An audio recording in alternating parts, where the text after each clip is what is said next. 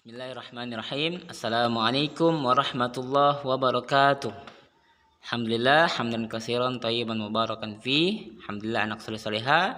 Hari ini kita bersyukur kepada Allah karena kita masih bisa melanjutkan pembelajaran kita, tentunya dalam mata pelajaran tematik di pembelajaran 6. Taib, anak soleh soleha, sebelum kita mulai pembelajaran kita, terlebih dahulu kita membuka pembelajaran kita dengan sama-sama membaca surah Al-Fatihah.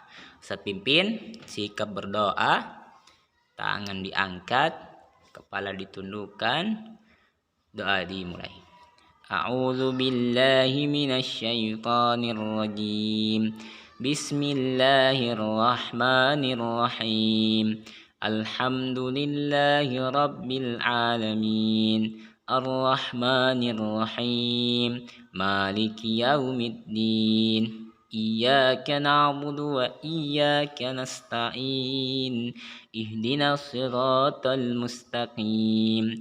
Siratal ladzina an'amta 'alaihim ghairil maghdubi 'alaihim waladdallin. Amin. Baik, anak soleh soleha. Sebelum itu, Ustadz ingin bertanya kepada ananda sekalian, bagaimana kabarnya semua? Mudah-mudahan ananda semuanya dalam keadaan sehat dan bisa mengikuti pembelajaran Ustadz dengan baik pada hari ini. Baik. Tujuan pembelajaran kita anak soleh soleha yang pertama adalah dengan membaca teks tentang suku Minang, siswa mampu menemukan gagasan pokok dan gagasan pendukung yang diperoleh dari teks tulis tentang keragaman sosial dan budaya suku Minang. Yang kedua, dengan membaca teks tentang suku Minang, siswa mampu menyajikan gagasan pokok dan gagasan pendukung. Kemudian yang ketiga, anak soleh soleha, setelah membaca teks tentang suku Minang, siswa mampu menjelaskan rencana kegiatan yang mencerminkan sikap persatuan dan kesatuan dalam perbedaan di lingkungan sekolah. Kemudian yang keempat, setelah membaca teks tentang suku Minang, siswa mampu membuat rencana kegiatan yang mencerminkan sikap persatuan dan kesatuan dalam perbedaan di lingkungan sekolah. Dengan buatlah rencana kegiatan yang mencerminkan sikap persatuan dan kesatuan dalam perbedaan di lingkungan sekolah secara terstruktur. Baik, anak soleh soleha yang dirahmati Allah. Sekarang ananda buka di halaman 58 ya, di pembelajaran 5. Di situ ada teks bacaan tentang suku Minang. Ya, silakan kita baca bersama-sama. Ananda baca dalam hati, Ustadz akan membacakan. Sembari ananda membaca juga mendengarkan bacaan Ustadz. Taib, paragraf yang pertama. Suku Minang adalah kelompok etnis yang terdapat di Provinsi Sumatera Barat. Suku Minang sering disebut sebagai orang Padang atau orang Awak. Bahasa daerah suku Minang adalah bahasa Minang. Orang Minang gemar berdagang dan merantau ke daerah lain. Legenda suku Minang yang sangat terkenal adalah Malin Kundang. Paragraf yang kedua. Suku Minang mempunyai rumah adat yang sangat khas yang disebut rumah godang. Rumah godang ini terbuat dari kayu dan mempunyai bentuk dasar seperti balok. Lengkungan atap rumahnya sangat tajam seperti tanduk kerbau. Sedangkan lengkungan badan rumah landai seperti badan kapal. Atap rumah terbuat dari ijuk. Bentuk atap rumah yang melengkung dan runcing ke atas disebut gonjong. Karena atapnya berbentuk gonjong, maka disebut rumah bagonjong. Kemudian paragraf yang ketiga. Suku Minang mempunyai alat musik tradisional Minang yang disebut telempong. Telempong dimainkan dengan cara dipukul. Alat musik khas Minang lainnya adalah saluan. Saluang ini dimainkan dengan cara ditiup. Baik. Paragraf yang keempat. Suku Minang juga memiliki banyak jenis tarian, diantaranya tari persambahan dan tari piring.